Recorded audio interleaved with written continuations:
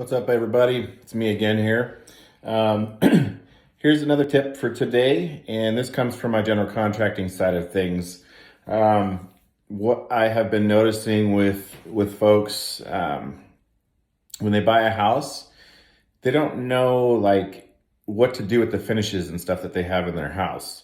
And what I mean by that is, say for instance, your shower, if you have a grout, or excuse me, if you have tile and grout in your shower, a lot of people that own a house don't know that you need to reseal that unless you have like an epoxy grout, which again, you may not even know that. So if you can, that's a good question to ask, especially if you're having a brand new house built, to know if that tile and grout needs to be sealed. Because if you don't, you run the chance of getting mildew, mold, it wears away, and then it gets into the floor pan. And if you don't have a floor pan that is installed properly, you have a serious problem. So tile, grout, ask questions, and you won't be disappointed, because if you're like me, like I had to just do with my house, I had to tear the whole thing out, all tile. It's a real pain.